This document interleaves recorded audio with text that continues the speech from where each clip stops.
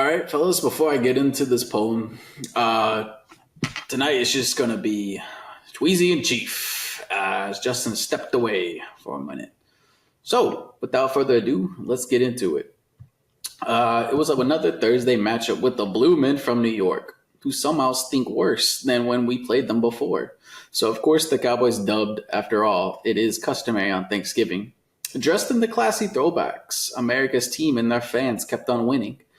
And with the highest viewed game of the season, there was just one blemish, which was the halftime show, which we were all forced to witness. So easy. That was a nice little Thanksgiving Day matchup. Yes, the Giants are worse than the Cowboys, but it is a division foe, and we have played them before. So I feel like there should be, it should be like it's still a good win to go and get a division foe. And like I said, we played them before, so they kind of know you, even if they are playing another backup quarterback and whatnot. But if I may be so bold, I know about moving the goalposts on the Cowboys. The goal was just to win and get back-to-back winning games and maybe get a streak going before you play Cincinnati, since we were on a losing streak. Like I said, though, if I maybe move the goalposts, the offense did clutch it in the end, but I was pretty disappointed by the defense, the way they finished the game. I thought they gave up the touchdown before the 2-minute warning was too early, and I was kind of disappointed with how they played down the stretch. Am I picking? Am I being too harsh on the team, or should I just be grateful that they got the dub and just say, hey, that's all we wanted to do? Or should I be expecting a little bit more, as there's a lot of talk about maybe a playoff push? I think expecting more, especially when we talk about the defense gelling under Mike Zimmer, finally understanding the scheme, getting healthier as well. I think we were leaving receivers wide open. I think if it wasn't for the Giants shooting themselves in the foot with penalty after penalty, it came down to a 7-point game. It was a one-possession game late, and there was no reason for it to be that, honestly. The way we were blitzing was phenomenal to watch. Mind you, Giants are on some backup offensive linemen, and again, just penalty-ridden offense and defense on the other side of the ball as well. I don't think there should have been any reason for the Giants to be within one score late in the game. 20 is technically not a lot in the NFL, but it felt like the way that we were dominant for such a long period, and then to look at the score and see they're 7 points away, it felt like a lot of our efforts were futile. There was no reason for it to be that close in the end. Yeah, so let's stay with the defense. First drive and the last drive, I thought, were the two disappointing things. Now, the first drive, I'll push aside because it is a new quarterback. You're kind of seeing him, Zimmer seeing him for the first time, and I thought he did a good adjustment after that first touchdown drive, which was the Giants' first touchdown drive, and I don't know how long. But after that drive, I felt like the Cowboys' defense stepped up its game. And now you did mention, they were missing linemen, so maybe we should have held them at bay better. But for the most of the game, they did hold them at bay. It was just that last drive that really had me upset. But with back-to-back weeks that are pretty good, the Washington offense is a lot better than the Giants, and we still held them at bay for most of the game until what happened to the Giants happened against Washington. And up this week, we're playing Cincinnati. I think they have a better quarterback. Now, they have a worse O-line, but I think they have a better quarterback. So I'm pretty nervous as to how this defense will perform, and I don't think we'll see any of the success that they had these last 2 weeks, the Cowboys defense. Are you as nervous as I am? Nervous? It's odd, man, because this season, when you've kind of given up on making the playoffs, and then you do get 2 wins, but that doesn't bring you into the mindset of we're a playoff contender. And so the nerves, I feel like, aren't there at in the normal season. I feel like what I'm just looking for right now is good play from young players. We've talked about it in past weeks, and some veterans. It was nice seeing Kendricks knock a ball loose and Overshown go ahead and recover that fumble. So I don't feel nervous. Look, man, I think Burrow, he's gonna have a solid day, man. Jamar Chase is it That's what doesn't I'm worried matter who's about. playing cornerback. Jamar Chase is just a different human being. I mean, look, as far as the run game, we shut down Singletary. Took a lot of carries. We shut him down. Tracy did get a little bit going, but I saw every time he did get like 7+, it was called back for a hold. So I think look, I don't get nervous just to straight up answer your question, but I do expect the Bengals to have a pretty solid day passing. I know their offensive line is not great, and knowing how well that Osa, Chauncey, Micah, of course, and even Lawson, the way that they're all playing as a front four, it's just, and Mozzie's making a few plays here and there. So I think there's going to be drives like we saw in the Giants game where they go three and out, or they do absolutely nothing. And then I think there are going to be drives where they're throwing it to Jamar Chase, and we cannot stop it. And so, yeah, I'm a little nervous about that. There were passes that Drew Lock should have hit, and he didn't. He either threw it behind the receiver or just had bad communication with I think it was Wandale or Slayton. So no, I expect Burrow to not, have those same Yeah. issues. He's gonna have to get rid of it quick, but no, I do expect him to get some work in. I just think he's like the smartest quarterback and probably the best quarterback that we played maybe on, well, definitely in this last month for sure. And that's no knock on Washington or Philly. But yeah, I just think he'll figure out ways to beat this defense. But you're right, though. The D line has been playing better. And as everyone has kind of said about Cincinnati, their O line is kind of food. But I just don't see. So the thing is, I think the only way to beat Cincinnati is if we keep it a low scoring game like we did 2 years ago or whatever. And I just don't see that happening, which was actually, yeah, that's actually exactly what happened 2 years ago was Cooper Rush was playing and we had a low scoring game. We were able to hold them at bay. I just don't see that happening. And I don't see the Cowboys getting a W with this current offense. Yeah, no, I struggle to see that as well. Now, the Bengals defense is bad, and we can shift to our offense versus their defense in a second. But Sure. just looking at matchups, again, Chase, is T. Higgins back? I didn't know he was out, to be honest. I know he was. Maybe that was like 2 weeks ago. I know he was hurt I earlier. thought he played last week. Okay, I thought so as well. Let me try to find some. Yeah, he played this past week. I mean, dude, yeah, it's going to be pretty tough. I know Josh Butler got hurt with that knee injury. Is Diggs going to be back this week? I think he's questionable. Josh Butler's out.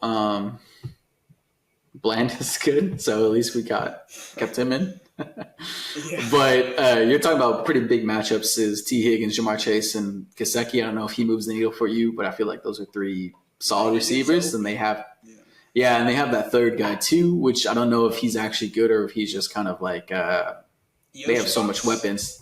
Yeah, I can't say his last name, but yeah, him, the one with the eye. I don't know if he's just getting like what do you call it? The extra catches because everyone else is marked up and whatnot. I mean, they did. Also, this is another thing too. They just came against playing Pittsburgh and they put up 30 points on them. Pittsburgh is a good defense, and I don't think we measured to Pittsburgh. So again, I'm nervous, but maybe I don't need to be. Well, and you know what? Let's shift to the other side of the ball because, I mean, one reason, I know you mentioned a low-scoring game. I'm not seeing that. I'm seeing high-scoring. You've seen your offense, the run game, come alive as of late. The blocking that the line has done recently has been stupendous. You're hitting Schoonmaker all of a sudden. And I know they're more like dump-offs and like check-downs and like, all right, my reads aren't open. Let me just hit it here. But that's good enough. I don't need it to be your first read. Give me the 10 yards. You know what I'm saying? Yeah. And so I like seeing that. We've seen less of Brooks being involved in the offense. And Cook showed some speed on that dig touchdown that he ran across the field. That was pretty nice to see coming back from that injury. So your offense looks pretty solid. It seems like the only time you really get stopped is when you stop yourself. And mind you, it was the Giants. It was the Giants. But yeah, what do you see as far as the offense versus the Bengals defense? So you're definitely right.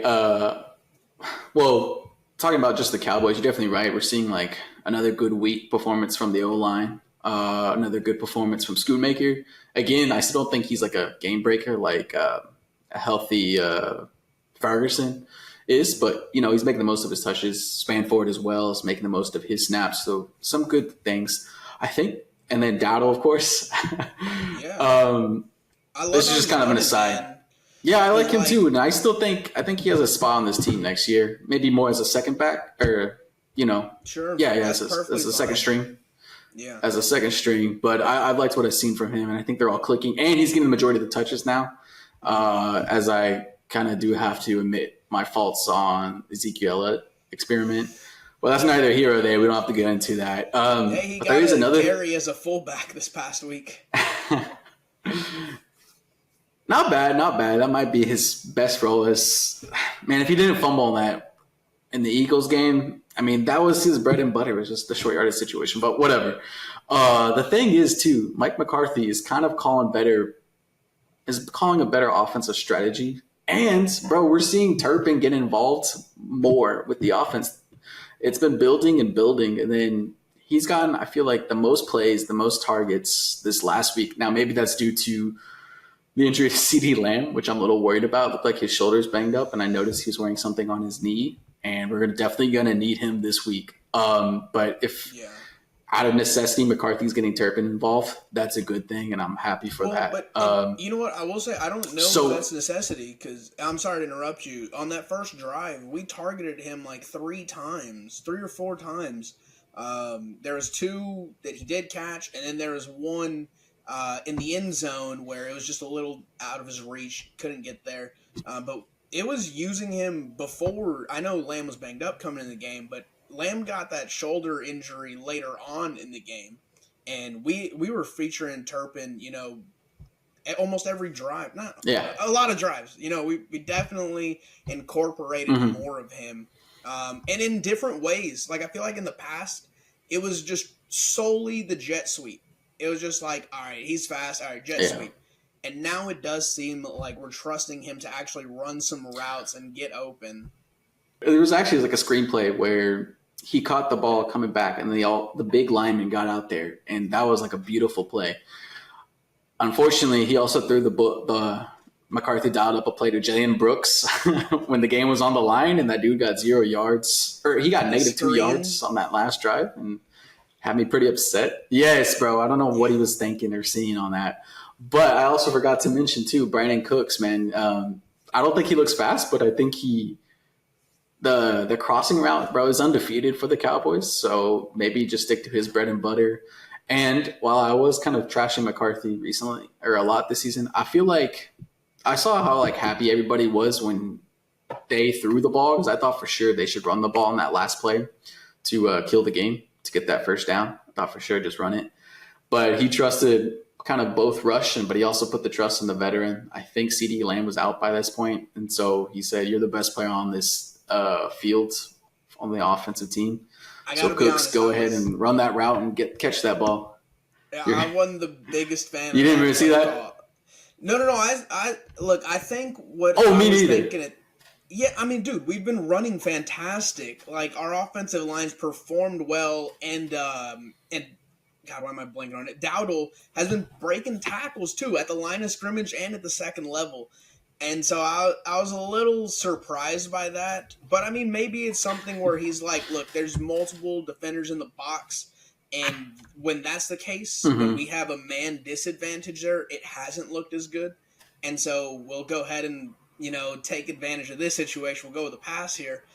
I don't like Cooper Rush that much. I don't like games ending on his back. But, I mean, it worked out. And so when a play works out, you are seen as a genius. It's funny, too, because, like, I mentioned the Turpin sweeps.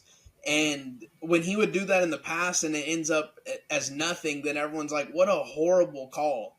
And then now Turpin will get, like, 12. And then everyone's like, dude, this guy's a genius. He's killing it. Yeah, so you're right, though. That play call I did not like. and I'm gonna throw this theory at you. I feel like that the fact that he went to Cooks, who just came off injury and is the veteran player, and he's kind of playing on his last deal or last year here. I feel like that did wonders in the locker room, and it kind of shows why McCarthy's still respecting. The players are still fighting for him because he'll get you with the game on the line. He trusts you, and he'll put his trust in you, show it on the field. So I don't know if you think that theory carries any weight, but I felt like after that play, everyone was like, yeah, McCarthy. I feel like he did it more for the locker room than for winning the game. I don't know, bruh. If he's thinking about doing it for the locker room and not winning the game, why is he here? I need you to be focused on one thing. Maybe I phrased it wrong, but no, it can do for both. I think he is a good it almost sounds offensive, but a walk around coach. I don't like him calling plays sometimes, man. He will frustrate me. We had another situation. Yeah. He's done it all year where it's a 3rd and 14. He's like, I've got it. Hunter Lipke up the middle. Jeez, why every game do you have to give Hunter Lipke a 3rd and 15 handoff? You know I've complained about this every game, every week. Please, just trust your receivers. I mean, on random odd downs, you're like, Tolbert for 30, go for it. Mingo, deep to Mingo out of nowhere. But why on a 3rd and 15? Oh, yeah, they forced Mingo this game. Yes, oh my God, they were forcing him. But, why on some plays you trust your receivers to make a play, and why on downs you need to pass for it, you go to Hunter Lipke? Is there a contract we don't know about where you have to give him the ball 3 times a game or something? Man, I just think he really likes Lipke. But didn't Lipke also have a short yardage carry that he ran to the back of a lineman this game? Or am I mixing games? He had a few short yardage carries, and I don't remember who he ran into, but I know it wasn't past the line of scrimmage. Okay, I think he ran into the back of Terrence Steele, I want to say, but I can't remember if that was this Thursday game or before that. But I was just like, bro, and that's kind of been my main disappointment is Hunter Lipke, because I thought for sure he was going to show out, and either due to upper management or just hasn't been his year. He's been kind of disappointing. Well, I got a question for you, actually. So, yeah, real quickly, let me just say this too. Oh, yeah, go ahead. Yeah, go ahead. Okay, well, I was just going to ask. We saw with Dak. Might be. We saw with Dak, he was leading the league in tight window throws. He was completing them, but they were all tight window throws. And now we're seeing Rush actually has some open receivers. Sometimes he throws it a little behind them or a little ahead, or sometimes he just straight up dropped what CD was doing this past week, just dropping passes. Oh, yeah. What is he doing differently in your mind with Rush versus Dak? I think Mike, for some reason, it's just exactly what he did last season after the San Fran game, and he's like, all right, fuck it, I gotta switch it up. And we saw the changes in LA, and then after the bye week that last year, I think he's just doing the exact same thing of I really gotta step it up, and I can't do what I like to do with Dak. I really gotta scheme these players open, then expect them to win, which I can't believe it took him this long to figure that out. And that was kind of goes back to my point of getting Turpin involved all of a sudden, which is if I just scheme some plays for Turpin and get him in space, then good things will happen. I really think it is him going back and admitting it. He's not being as stubborn as he was with Dak as a play caller. And that's what's so frustrating about McCarthy this season. But from everything that I've seen and kind of what I read about it, the situation, it seems like it's that he's just being less stubborn and trying to scheme his players open, unlike what he did last season. And do you think or throughout this season? Do you think having zero run game, I assume yes, but having zero run game early on, defense is kind of just blitz, Dak has half a second versus Rush having a little more time, or they're playing differently because there is some run game. We can play action a little. You saw Rush do that a little more than what I've seen Dak using the play action. I feel like that also benefits the offense too. No, you're definitely right. And this always goes back to McCarthy too. He's more of a passer play calling than running. I think if you ever look at his splits, it's pretty slanted towards passing. But this all comes with a caveat, as it's Washington run defense, which I think is pretty piss poor, and it's the New York Giants defense, which is also pretty Yeah. poor. Yeah. We did see the 100%. Cowboys produce running the ball against Pittsburgh, which was kind of surprising. Yeah. But for whatever reason, McCarthy either being stubborn or maybe Dak checking out of it or whatever, but they kind of just went away from that. And now where they kind of are in a desperate situation where they have to help Cooper Rush out knowingly because he's, not just the $1 million quarterback, but he's the backup and everything. I think things are kind of just clicking, but there's also a lot of caveats that I pointed out previously, pointed out as to why things are clicking on the offense a little bit better. So yeah, let me go back to. Oh, I was just basically reiterating. You're right. These defenses we've been facing are also a big reason why everything looks fantastic. But go ahead. Sorry. Okay, so yeah, this week up against Cincinnati, I think also we did talk about the Cowboys defense, the Cowboys offense. The Cincinnati defense, man, it's I don't know what to think too much about it because I feel like they're good, but they also just don't show up at some games. But the biggest thing too is the overshown play that happened against New York, bro. I'm gonna need to see. We're gonna need to find like turnovers and other ways to score that's not on the offense. That would be huge, I think. Yeah, look, I mean, we talked about the pressure that we're bringing right now, which is forcing quarterbacks to throw it much quicker before routes can fully develop and whatnot. And I honestly think, like, when we saw Kendrick poked it out, we're seeing a bigger emphasis on, like, the peanut punch. And I'm seeing a much more feisty defense than what I've seen in past weeks. And we're going to need that this week against Cincinnati if we want to win that, like we talked about. There's a matchup nightmare, so we're going to have to force turnovers, really, and then just hope on the other end Cooper Rush and the offense keep this momentum going that they've had in past weeks. And maybe even big special teams plays this week. See, or hopefully just Fossil don't ain't let on some bullshit.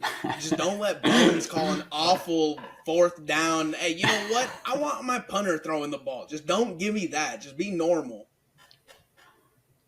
True.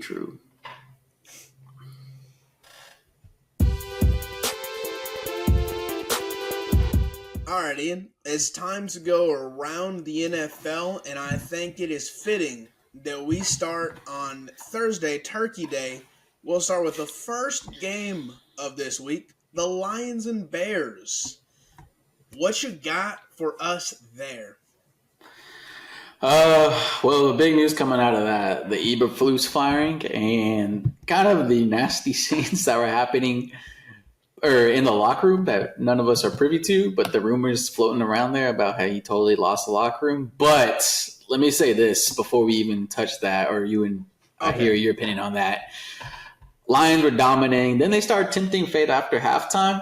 Man, that's the thing I'm worried about these Lions because I think they're definitely probably the best in the NFC, but I always just have this weird feeling about them. Like either the bad luck Lions is going to show up or just bad luck Detroit's going to show up. And I was kind of worried how that game was going. I really only saw the second half. Caleb Williams, I'm still buying his stock as one of the young quarterbacks. But the way that game ended, man, that was freaking laughable. I don't think I've ever seen a team completely mismanaged and put myself as well as Jim Nantz and Tony Romo in like a hospital bed for how bad the fuck up was towards the end of the game. Dog, I've never rooted for and against the Bears so much in one moment. Call the timeout. Call the timeout. And 30 seconds go by. These idiots, like... Insane, dude. God, dude. You have a chance on the road in a prime time matchup going against a Lions team that's lost one game, and you blow it in that fashion. I mean, that's the stuff that's gotten Dak considered to be a horrible quarterback. When we have a time mismanagement late against the Niners, you know? I mean, that is just an epic failure. Like, okay, Caleb should have called a timeout, but if he's not, as the coach, you need to. You really need to. So I just can't imagine like the differences in like my mind before that happened and then after that happened. Because before I was like, oh man, they're sending this to overtime for sure because they were driving down 30 seconds, man, they might even win this. And then after that, I'm just like, bro, this team is garbage. And like how you said, bro, I've never rooted for a team more in like within a minute and then within 30 seconds just lost all like respect for a team. Bro, they had 30 seconds, and even at the 16-second mark, Caleb Williams is just like kind of like slowly doing the motion sign or just like calling the play at the line, bro. Like they still had plenty of time, and then I think he snaps it with 8, and he still runs out the clock. Like he could have trotted out like an awful field goal attempt, I think a 50 or maybe even damn near 60-yarder, but at least you get the attempt out.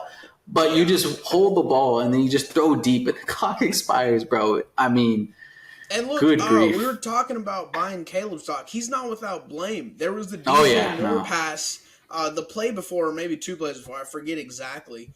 But just way short. And there's nothing but green grass, green turf in front of DJ Moore. Like, if he doesn't score the touchdown there, he at least puts them in magnificent field goal range. Yep. So Caleb completely missed that. And then you go on to have the timeout debacle. What a disaster, man. What an absolute disaster. The team looked like they had eaten full turkeys. Each one of them, Caleb ate 2 turkeys. He's sleeping instead of trying to get the team up to the line to call a play. And his teammates are just walking. There was no urgency. Oh, God. What a disaster. Yeah.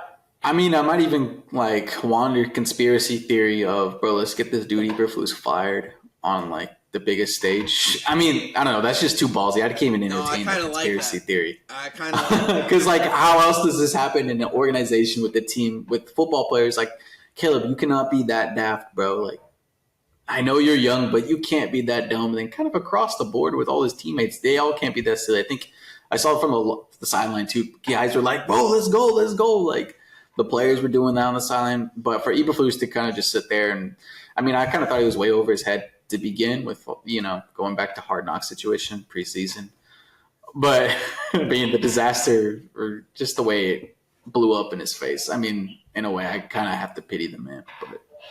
But pity. Speaking of young, I mean, yeah, he's got his millions. You don't ever get pity with me. You're the head coach in the NFL. Do not no. All right. Anyway. Yeah, so speaking of buying quarterback stock, bro, I don't know if you saw the Bucs versus Panthers game. I mean, they are on the Cowboys schedule, so I was kind of scouting them. But Bryce Young kind of put another nice performance together, and unlike Bo Nix, which we'll get into later, I feel like that man is kind of wheeling and dealing and not on script all the time and is going through reads and making nice plays. Did you watch any of this game at all? So I'll be honest. Or you have any thoughts? I did not watch the game. I've seen some highlights of it, and I've heard talk of the game. And one thing, and you'll be able to confirm it for me, is that that boy Bryce Young is actually looking pretty solid with that roster hasn't improved. It's still a trash O-line. There aren't really any receivers there. Of course, Chuba's looked good this year, but he's apparently Bryce. Yeah, so I might have to push back on that because Thielen is kind of having a revival late down the stretch. I mean, legit. Right. Or the guy, the other receiver, the young receiver, he's okay, but Thielen's still legit. Producing, and I'm a little nervous. Yeah, legit. But you said they'd bring up Chuba Hubbard, bro. That man was kind of putting in yards, so I'm a little nervous about the Carolina team. Now they are a bad team; they should have won the game easily, but they missed 2 field goals and. Maybe even 3. Oh, and then Chuba Hubbard fumbled in OT when they basically had the game wrapped up. So they do make mistakes, and they can't get into the end zone when they're in the red zone. So some good things. And then Tampa Bay, man, I mean, I can't figure them out either. They have a nice running game, but I don't know. We can worry about them when we play them. Speaking of another young quarterback, though. Real quick, Tampa makes no sense because at the beginning of the season, it looks like Baker's going to be the MVP. It looks like offensively they can't be stopped. And I know Mike Evans got hurt and, of course, Godwin. But, look, Bucky Irving's been a nice refresher, but that team is really sputtering right now, man. That Baker Carolina gave a great game to Kansas City. Like, Carolina is playing But Tampa, I don't get you, man. I don't get them. Yeah, they Baker shot. Man, that shit was fugazi from the start. But Bucky Irving and the other guy, I don't know the other running back. It's kind of Rashad nice White. back there. Yeah, and they got some weapons. With Evans back in the tight end, Otten, pretty nice. But yeah, I don't know. I can't figure them out. But Yeah, yeah. Their defense is like extremely average, like aggressively average. They are not bad, but they're not good either. Like they're truly just there. I feel like any good team in the NFL can both run and pass on them. Uh, I don't know, man. I don't know what to make of them specifically. They're gonna win their damn division unless Carolina keeps it going further. yeah, that division The is up for Falcons, for because the sale. Falcons in that division have given up. The Falcons, I don't know what they're doing. Kirk Cousins, I think I saw uh, in his past few games, he has 6 interceptions and 0 touchdowns. Like I think Kirk Cousins has completely given up. And the Saints, they just lost their They given Swiss up Army too. knife, Taysom Hill. They've given up. I mean, that division needs to be relegated to college football. This is Uh, heinous. Let me entertain another conspiracy theory, Rudy. Maybe these teams, the Saints and the Falcons specifically, when they have their Super Bowl in week 2 or week 6 against the Cowboys, Uh-huh. maybe they should remember there's another, whole left of season to play, and maybe that will work in the favor for Tampa Bay and Carolina when they come play the Cowboys. And I mean, since this will be so late in the season, maybe they won't think it's their Super Bowl. We just go straight 0-4 against that division, the most heinous Could happen. division in football. Uh, but I am going to have to ask you to have an opinion on the biggest talking point coming out of Sunday, which was the Trevor Lawrence injury. Uh, When the man was scooting and booting out the pocket, and I don't know how to say the Texans defender's name. But the man saw blood and Alshire, said, "Yeah." The man said, "Let me send you to the hospital real quick." Where do you stand on that? I know there was a lot of self-righteous takes on that, and then Tampa Tom came out with the take. But let me hear from Louise. What do you think about all this? I thought it was so self-righteous. I promise you, like, we began this year, no one had ever mentioned Alshire, and then this hit occurs, and there's like a 4-minute video of all his dirty hits that have occurred over the last 3 years. But no, it's when the quarterback gets hit, then they're like, this dude's disgusting. They threw in a highlight of Tom Brady being hit. I think he was pulled down by a horse collar or face mask. It wasn't even low. It wasn't late. It was illegal, but it wasn't dirty. But if you have Tom Brady on the highlight reel and you've never mentioned Alshire before, this is fake outrage. It's late outrage. It's disgusting. I think half of it has to do with Alshire's name sounds like someone that the Crusades went against, and so there's some hate for that.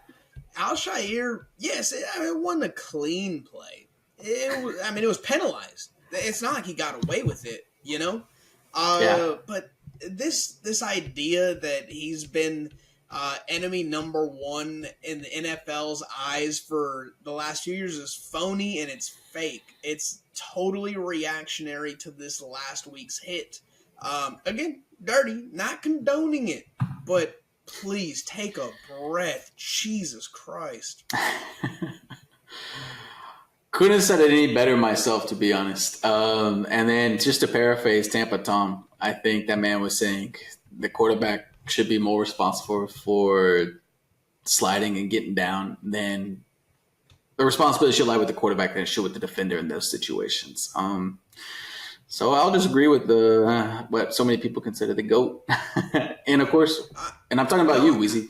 Uh, No, man, that's the thing too, is that like there's no accountability for quarterbacks putting their own lives at risk at this point. It's all Jesus Christ. It's all incumbent on defensive players being absolutely perfect and to lose yeah, all instinct of hitting a quarterback or hitting. Well, you know what? I was about to say any player, but it is specifically quarterbacks because you can hit a running back 4 yards out of bounds maybe the flag's thrown, maybe not, but it's not a big deal. But if you hit a quarterback 0.2 seconds after they slide, then you're on the FBI's top 10 most wanted list. And that's not, to me, that's not right in general. Again, some hits are dirty and they'll get fined and they'll get penalized for it. We have rules in place when those things occur. But the idea that quarterbacks don't put themselves at risk, they're not at fault at all, to me is just ridiculous. Yeah, and we've also seen quarterbacks fake the slide and tiptoe out of bounds, and certain quarterbacks get away with it. And then we have also seen quarterbacks flop. And most of the times, refs are pretty good at not falling for the flop. But that defenders have been penalized on a flop. And look, Kenny Pickett has that highlight play where he fakes a slide and keeps going. I promise you, if they could do it over again, that defender's hitting him as hard as he possibly can and taking the 15 yards. We've seen Mahomes on the sideline fake like he's going to go out of bounds and then keep going. Dude, if I'm your DC after that, I'm saying, fuck it, hit him. Just hit him. Like that. Yeah, me too. And I would, if I was a defender, I'd be like, bro, I'm hitting him. Yes. If I'm your teammate, I'm telling you, hit him. Like that. These are not infallible, soft as shit angels. These are grown men. You know what I'm saying, man? Like, disgusted by fake outrage. He'll get penalized. He'll get fined. Fine. That's all right. But Jesus Christ, quit treating these quarterbacks like they're 8-year-olds. Yeah, and to play off that, I'm upset with people standing on the soapbox about protecting quarterbacks, whatnot, dirty plays, whatnot. But allow me to stand on my soapbox for a second and talk about the Monday Night Football game, because we have a kind of a historic matchup between Denver and Cleveland with playoff implications, playoff history and the fumble and the drive and whatnot. So there's a lot of history going in the game. We're playing outdoors in a fortress known as Mile High Stadium, or formerly known as Mile High Stadium. Grass field, it's cold, we're up in the mountains, beautiful NFL setting. And then both teams run out. We have Cleveland wearing their stupid white face mask uniforms. All right, I'll let that slide. But then Denver comes out in white helmets and some Arena Football League uniform that I've never seen and has no prior history with the team, as far as I know of. Bro, what a disgusting display on primetime football on Monday night. I'm just so disappointed, and this is why I'm so upset with the NFL and how they allow this garbanzo uniforms and number changes and all that other crap to stand, man. I'm so upset. I'm thinking with inflation, paint got too expensive. Every team said, let's have a white helmet. I think it got too expensive to paint helmets right now. That's the only... what else explains everyone deciding to have the same uniform that they possibly can? And then I think you're a man who knows some graphic design, Ian. I think graphic designers got too expensive, and the Denver Broncos said, let me ask my 7-year-old to design a uniform. I know we're a mile up. Put the 5280 on that thing. They'll love it. They'll love it. It is it's the oversimplification in logos and in uniforms, in fonts and everything. We've oversimplified things. There's nothing special about that Denver uniform.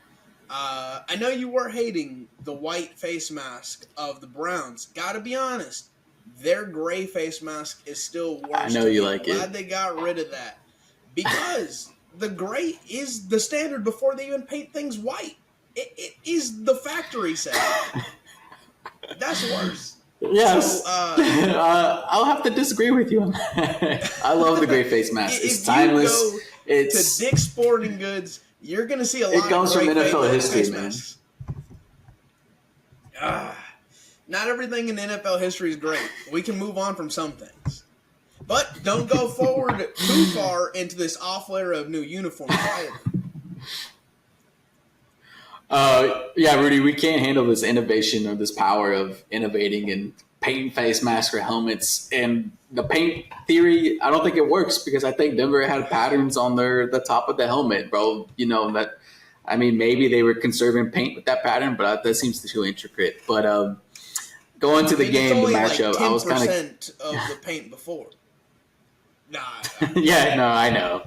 Technically, yeah, but still, you could mess up. But going to the matchup, I wanted to see Bo Nix because everyone's been talking about how great this guy is. To be fair, I thought he did pretty decent. He did start slow, but I still think the talk is way overrated. And I think Sean Payton, as much as I regret to admit it, I think he's doing an outstanding job there in Denver. And I almost succumbed to the Jameis Winston experience saying, I was going to text you saying, like, bro, Jameis Winston, I emojis, and what kind of quarterback is he? You know, kind of wouldn't mind seeing him in the blue and white, but then, or the white and blue and silver. But then he threw back-to-back picks to end the game, and I was like, okay, yeah, I got a little carried away there, but dude, yeah, kill me. As we're gonna get to the next segment, we'll get to the pick'ems, but I had the Browns plus 5.5, and James had 2 opportunities and said, "Screw Rudy, pick." The last one, I don't even get. Like, I don't even get it. I don't understand it. That one must have been the most heartbreaking for you. Oh my God, Ian! I was sitting there. I'm like, we're at like the 2. Like, they're gonna do it. Like, they will do it. Oh, and this idiot. God. I love Jameis. I was on the train before the rest of the world was, but I might be the first one off it because Jesus Christ, Jameis. He throws for 500 yards. He's the only reason they're in the game because they're not running the ball for damn sure. And it's against a good Broncos team. He keeps them in it throughout. And then the last 2 drives, picks. The one a pick 6. Painful. And look, Bo Nix had a solid game. I got to be honest, man. Cortland Sutton was wide open every time he threw him the ball. Like, I need to go back and look more on some of the schematics of it because, look, Bo Nix didn't miss the pass, but he also wasn't doing, we talked about Dak's tight window throws earlier, these difficult throws. These were wide open throws. These were stuff that Cooper Rush was hitting too. The full through for, what was it, like 2 picks? 2 picks. And mind you, dude, we talked about in the past, run game looks good. You got one running back who's averaging 6 yards a carry, another who's averaging 4. Won a lot of carries, but he did average 4. And then you had Mims on the deep ball. The Mims touchdown is Bo Nix's sole touchdown, and it made up the majority of his pass yards.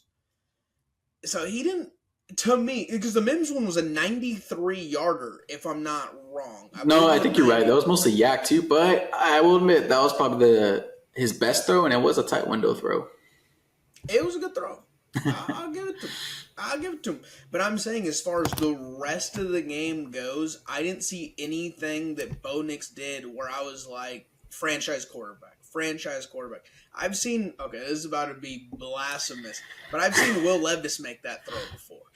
Westbrook Akine didn't get these 80-yard touchdowns out of nowhere. Mayo Boy was delivering the ball to Westbrook Akine. And for these deep touchdowns, I have seen this before. And that is, I know it's a little blasphemous, but I'm just saying I saw nothing special from Bo Nix. All right, and it's time for everyone's favorite segment, the Pick'ems. As we always do, Ian, why don't you update us on how we did this past week? Well, Rudy, it's the same old story as you, again, came in last place this week with 8 wins. Your boy finished in second with 9 wins, and Mr. X, again, at the top with 10 wins. That brings our totals with Mr. X in the lead at 108. Your boy in second with 104, and Rudy with some work to do at 102. Back to you, Rudy. Oh, 2 games behind you? I've done that before. And old X ain't that much ahead of me. I'll go ahead and make it up very swiftly. We got the Packers and the Lions on Thursday Night Football. Second straight Thursday game for the Lions. That one's in Detroit, and the spread in that one is Green Bay plus 3.5. I'm going to go ahead and take the road Packers in that one. That is also a second back-to-back Thursday game for the Packers, Rudy. True. And then I still don't understand why the NFL is wasting divisional games on Thursday night. But with that being said, I will take the Lions. All right. Quick point game back for me. Moving on.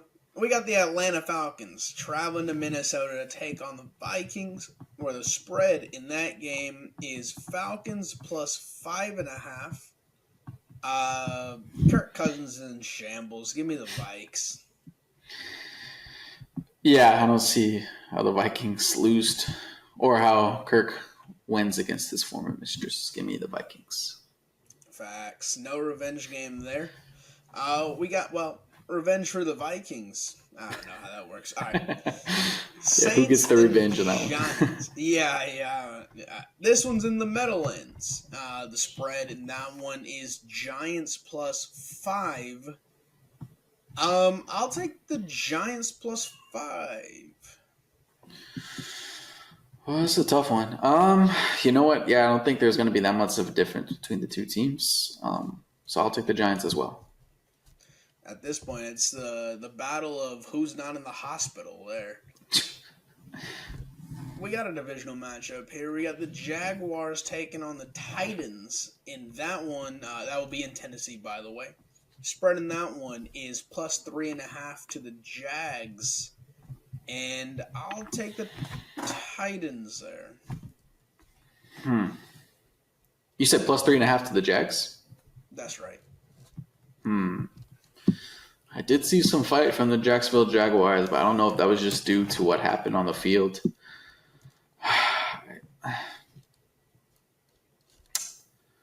Jesus. All right, well, I will take the Jags. Okay. All right. Chief, you're making this pretty easy on me. Moving on. We got the Raiders and the Bucks. Spread in that one. This is in Tampa. Spread in that one is plus 6.5 to the Raiders. And I will take the Road Raiders. Yep, I will too. All right. Clean sweep there, or we'll see what X has to say about that. But Browns and Steelers. This one will be in Pittsburgh. Spread in that one is plus 6.5 to the Browns. And I will say that the Steelers are not putting up with that Jameis stuff this week. Give me the Steelers. Yeah, speaking of revenge games, Steelers skipped vengeance from Thursday a couple weeks ago. I will take the Steelers as well. All right. Moving on. We got the Panthers traveling to Philadelphia to take on the Eagles. Spread in that one is Panthers plus 12.5. Whoa. Which is a lot. But give me Philly. Wow.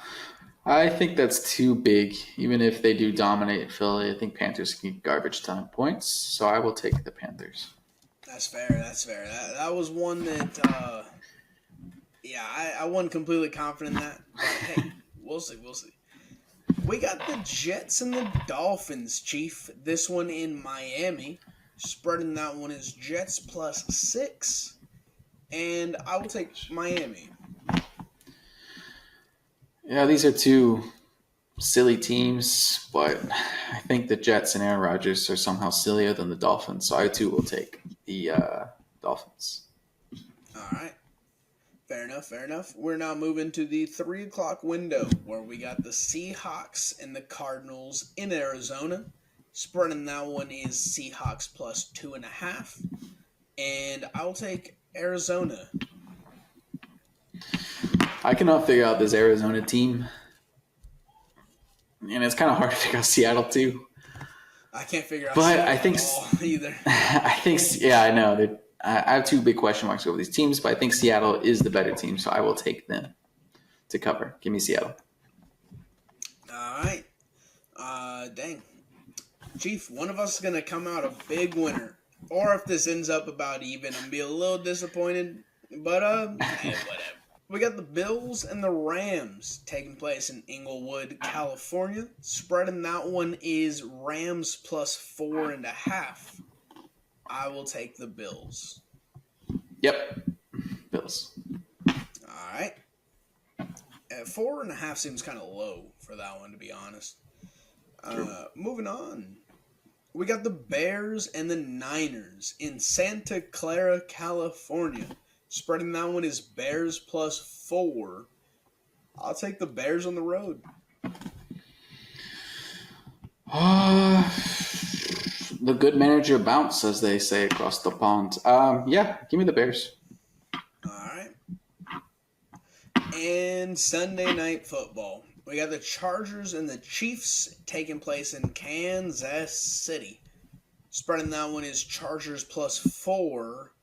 And I will take the Chargers plus 4. Yeah, me too. Chiefs get no separation from anybody, so I will take the Chargers. I mean, the Chiefs really do need to figure it out. They only have one loss, though. But, I mean, they're winning by like 2-1 to the Panthers and the Raiders. That's not sustainable. Just might be for them. Lastly, it may, yeah, whatever. Monday Night Football. We got the Bengals traveling to Big D, taking on the Cowboys in Jerry's World. Spread in that game is Cowboys plus 5. I'll take the Bengals there. I will take the. Give me the Cowboys. Ooh, all right. This is going to be a beautiful week for your boy Wheezy. I will take the Cowboys. Not just make a slight comeback. I'm not confident. But go way over what that boy Chief is doing. But that's going to go ahead and you've seen a great week from me. You've seen it. But I think that's We've heard this before, gonna be people. it for the pod today. Chief, we miss anything? Yeah.